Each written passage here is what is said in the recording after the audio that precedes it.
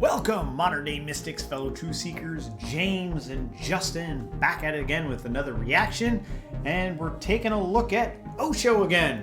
Osho, always a favorite around these parts. That's right. This is done by the Osho Institute, and they just keep spitting out these videos. This one was released like a few days ago. He keeps magically coming out with more things. There must be like a vault somewhere where they keep all the old Osho videos. Yeah, something's going on. Like, just throw this one out on YouTube. It'll get 1 million views. But anyway, this one is entitled, Without Knowing This, Life is a Sheer Wastage. I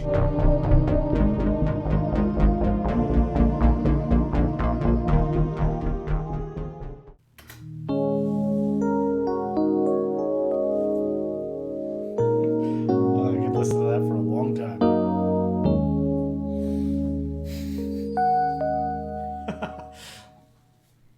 You are not your name, and you are not your body, and you are not your mind, and you are not your feelings, you are not your heart. Anything that you have been ever identified has nothing to do with your reality. I am not my sweaty face. I am not my hairline. I am not my arrogance. I am not. But Osho, I feel like I'm those things.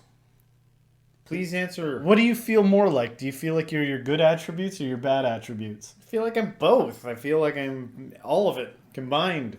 What do you mean by I'm? Oh, Just kidding. I'm sure he's going to address this. You are only a pure witness. This is what I know about you, and you don't know. Did it freeze? I know this about you because I know this about me. We are all made of the same stuff called consciousness. The moment one knows oneself, he has known all the secrets of life, existence, consciousness. Nothing remains unknown to him. All the mysteries and all the secrets suddenly open their doors to the witness. You have just to find your witnessing self. And don't wait that somebody else can do it for you.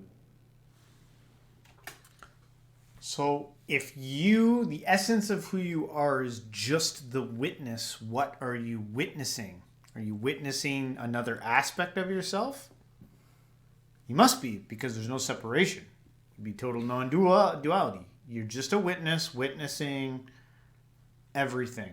I think people take for granted how much the ego is like reactive and impulsive, and that just kind of strong illusion of identification with like behavior. And I do think that if you get an opportunity to meditate long enough, you can get like a third person view of that. You can get like and then it does get to the point where it's like it's not you viewing it, it's viewingness in its essence, or consciousness, or however you want to label it, regarding behavior and processes of the mind and processes of the body and the world at large around it. Now, when you get into like knowing all this mystical stuff because of that, I ain't never reached, I'm not going to lie and pretend like I've ever had some kind of mystical, some kind of like galactic consciousness. Yeah. But I do have had some experience regarding my own mind detached from being identified with it. Yeah. I have had that, and I think you probably have too. It's just some of the large claims that come along later on in enlightenment, when you get to the point where people will actually listen to you and you get to dress like a wizard and make claims about like this endless bliss and bliss, and you get to act like you're on drugs even though you're not, and claim to know things that just nobody else knows. That's where I'm like, I don't know. Like, have I hit in a wall? Oh, I have to like subscribe or like do something now or be part of a thing or some collective opinion about things to go farther. Then that's stinks like bullshit to me. Yeah. But anyone can, I think, well, maybe not anyone, but people with a certain level of autonomy and self-control and self-awareness, I think can get to the point where they can see the fictitious nature of their own bullshit, like see their own self-bias, see their own ego, and be like, this thing only exists because mommy was a certain way and daddy was a certain way and the culture I grew up in was a certain way. I can see it. I was like literally bullied and poked and prodded and everything into being like an upstanding citizen. It's not real. It's not who you really would be. But have you ever seen somebody that's had no culture put into them? Like somebody that was like chained up in a basement and didn't have much human interaction? They're like, you can become animalistic without being gentrified. So then the question is, if you can get to a place where you can actually identify that way, the thing that you're talking about, like that disassociating thing, and see what that all is, does that now go away? I think I don't know, but I think the claims are that if it stops having the inertia of that, like really running amok, it dissipates. It at least slows down, reduces, and you're not so impulsive and reactive. But at the end of the day, life is an utter paradox. So decisions have to be made at some point, and it's not like, sometimes I get the sense that they're like, when you're enlightened, you make all the right decisions. I'm like, there is no right decision, because it's eat or be eaten oftentimes. Where are your clothes made? How do you get to and fro? What do you drive around in? How do you do anything? And by the way, if you're the only one with this, you're in a sea of corrupted sheeple, and they ain't. So are you taking part in that? So I don't subscribe necessarily to like the magical side of things, but I do think that you can raise your awareness and raise your consciousness in a sense by getting some perspective of your own ego. Yeah. I would love to get that, because it sounds wonderful. Some of the claims made are like the end of suffering. There's no more suffering anymore. Yeah. But famously, there is a quote of Osho here near the end of his life that said, and I don't know if it's real or not. Maybe some of the hardcore fans can correct me if I'm wrong, but I do know a quote of his that always stands out to me was something like, it's become a hell to live in my body, or something like that. And what was that about? He claimed to be poisoned by the American government when he was in custody, and I know he was stabbed at one point. Where does the rubber meet the road here? Are we going to give in? You can pretend. I'm for pretending. If you want to spend a day putting on your bathrobe and wearing a fuzzy hat and walking around your house and like just moving slower than you normally would, call up a friend and talk really slow, and they're like, "What's with you?" And you're like, I'm just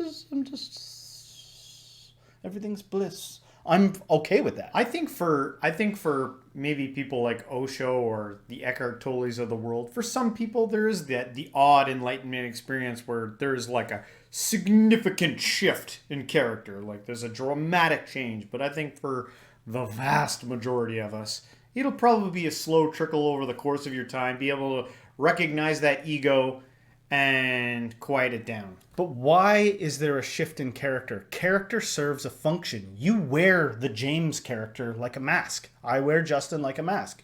I could start talking like this. It's interchangeable. It doesn't matter. I could be a different person. You can do that. You could do that. So you got to beg to question, why would you become somebody that talks like this? And if we were to ask him like, hey, Osho, can you talk fast like me? Like, could you all of a sudden rattle off a bunch of words? Would he be like, I can't. Is it an act or is it real? And then I've heard people hypothesize in the comments like, well, you see, what it is he's got to keep reminding himself to like be in his body, and so it takes him longer to like process what he's going to say, and that's why it's so slow. All hypothesis. It's an identity. you know, that you see sometimes in people that are enlightened, where they talk really slow and they, you know, have these crazy pauses, or they'll stare at you or whatever. And it's like, but is there a benefit to behaving that way? Is it a magic trick? Yeah. Sometimes I think that maintaining a consistent character is a discipline that some people engage in. You'll never see them out of character. That's a bravo to that magic trick. Yeah. But what's the cost? Do you atrophy? And I That like Osho, by the way.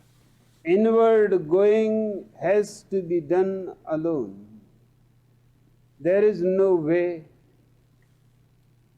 to take a companion with you.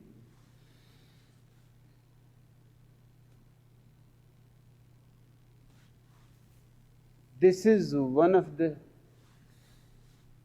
greatest privileges of human beings, that in their interiority, He also studied hypnotism. Yes. So one thing you'll notice when you're listening to Osho is you're like this. You gotta like lean. You're forced to lean in and listen closely. Yeah. Because it's quiet, and he'll like pause and stare at you for several seconds, and you're like, you're fully engaged. You're aware, you know. But he also studied hypnotism. No. And also, I like Osho. Don't take this as a criticism. Just care about truth. nobody can enter. Their freedom is absolute. No interference is possible. The body can be killed,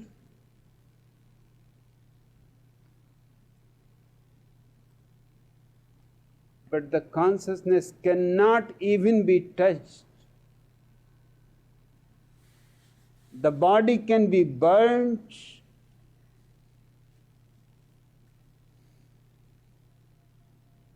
but the consciousness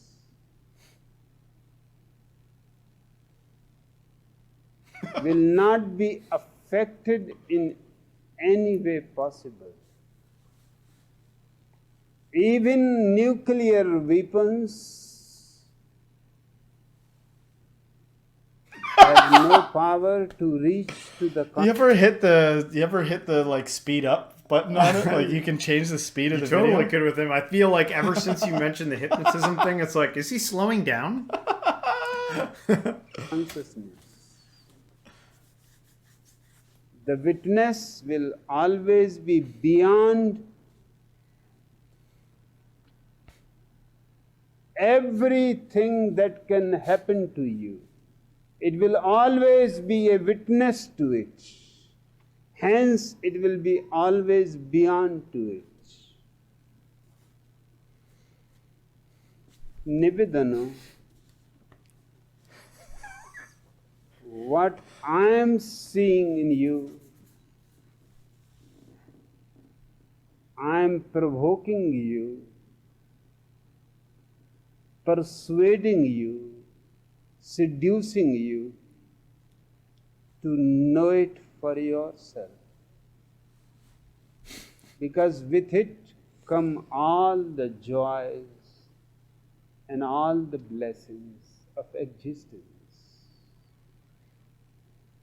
With it comes suddenly the spring that never leaves.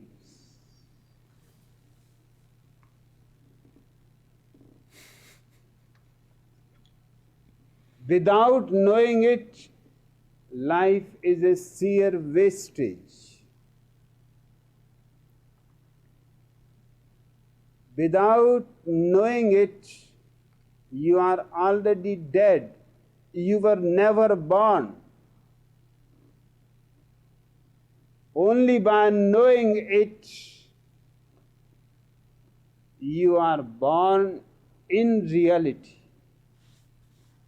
and you attain to an eternal, immortal existence, deathless, beyond any fear. Here's the thing. Why are they zooming in so close to his face? I know he's got great skin, but as distractingly slow as this is, he's actually making I think an amazing point about Life, existence. yeah, and not wasting your life by having this level of awareness. Because you know, for all we know, the point of life is death. You know, what if it's just, you know, you exist in this life to get to some fever pitch of, oh, life, I'm so engaged in life, you know, and then it's like you return back to the infinite, and that's not an invitation to do that. I think there's good reason why everything's here and everything like that, and I think we're meant to experience it. But maybe carry this with you in the hard times, you know, and be like, man, something good's brewing because everything is tough right now. Yeah. I'm so aware. I'm aware of every fiber of my being. I'm really juicing the heck out of this life experience that I'm getting right now. Yeah. You know what I mean? Well, that's a good point. Probably something wise to remember, especially in the day and age that we're living in right now, where there's so much turmoil in the world.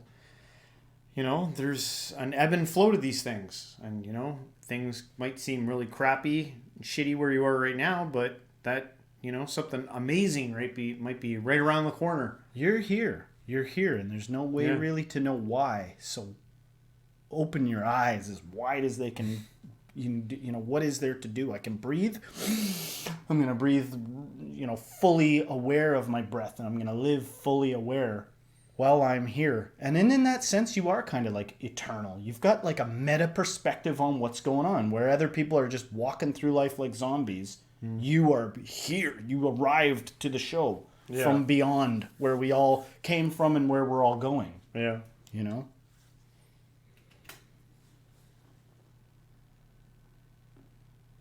Beyond any sickness, beyond any poverty, beyond any suffering,